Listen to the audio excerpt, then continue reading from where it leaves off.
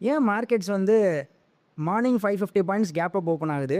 Again 1:00 அந்த டைமில் ஆஃப்டர்நூனில் பார்த்தீங்கன்னா, வித்தின் 30 மினிட்ஸில் ஒரு 200 பாயிண்ட்ஸ் ஃபால்.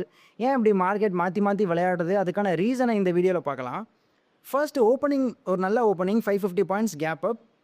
பேசிக்காக மார்க்கெட்ஸ் வந்து ட்ரம்ப்போட ஸ்டேட்மெண்ட்டுக்கு கொடுத்த ரியாக்ஷன் தான் இது. யுஎஸ் வந்து 2 to 3 வீக்ஸில் ஈரானை விட்டு வெளியேறிடுவாங்க அப்படின்னு சொல்லியிருந்தாங்க. அதுக்கான பாசிட்டிவ் ரியாக்ஷன் தான் இன்றைக்கான கேப் அப் ஓப்பனிங். ஒளிஞ்சிட தொல்லை அப்படின்ட்டு மார்க்கெட் இதை சியர் பண்ணுது.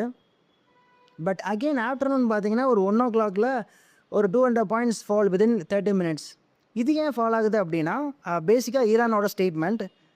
ஈரானோட பார்லிமெண்ட் என்ன சொல்லியிருக்காங்கன்னா, ஸ்ட்ரெய்ட் ஆஃப் ஹார்முஸை நாங்கள் ஓப்பன் பண்ண மாட்டோம். அண்டு அது ரிலேட்டடாக இதுவரை நாங்கள் எந்த ஒரு நெகோசியேஷன்ஸும் பண்ணலை, இனிமேல் பண்ணவும் மாட்டோம் அப்படின்னு சொல்லியிருந்தாங்க. ஸோ இதுக்கான ஒரு நியூஸ் பேஸ்டு ரியாக்ஷன் தான் அகெயின் மார்க்கெட் ஒரு 200 பாயிண்ட்ஸ் ஃபால் டவுன். ஓவராலாக இன்றைக்கி பார்த்தீங்கன்னா ஒரு 350 பாயிண்ட்ஸ் பாசிட்டிவாக க்ளோஸ் ஆகிருக்கு.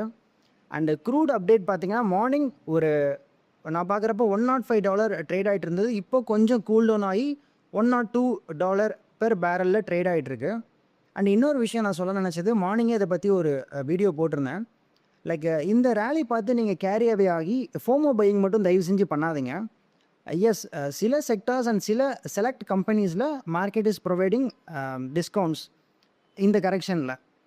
ஸோ அதை அண்டு நீங்களுமே உங்களோட own set of companies choose பண்ணி வச்சுருப்பீங்க. அதை எஸ்ஐபி ஸ்டைலில் ஒரு ஸ்டாகர்டு மேனரில் என்ட்ரி பண்ணுறது அண்ட் அக்குமுலேட் பண்ணுறது பெட்டர். பட் இந்த ரேலி பார்த்துட்டு இதுதான் லாஸ்ட்டு ஃபால், இதுக்கப்புறம் ரேலி தான் இருக்கும்னு ஒரு ஃபோமோ பையிங்கில் மட்டும் என்ட்ரு ஆகாதீங்க. ஏன்னா ஃப்யூச்சரில் அகெயின் ஒரு ஆப்பர்ச்சுனிட்டி வந்தால் அந்த ஆப்பர்ச்சுனிட்டியை நம்ம என்ட்ரு பண்ண முடியாமல் போயிடும். அண்ட் செகண்ட் திங், நீங்கள் வாங்குகிற ஒரு ஸ்டாக்கில் மார்ஜின் ஆஃப் சேஃப்டி இருக்கான்னு பார்த்துக்கோங்க. பிகாஸ் மார்ஜின் ஆஃப் சேஃப்டி உங்களோட டவுன் சைட் ரிஸ்க்கை ப்ரொடெக்ட் பண்ணும். அண்ட் இந்த ஆப்பர்ச்சுனிட்டி வந்து it's giving enough margin of safety. நான் அதிகமாக ரிட்டர்ன் ஜென்ரேட் பண்ணுற ஸ்டாக்ஸில் இருக்கிற ஒரு காமன் பிஹேவியர் ஒரு காமன் திங் பார்த்தீங்கன்னா இந்த மார்ஜின் ஆஃப் சேஃப்டி.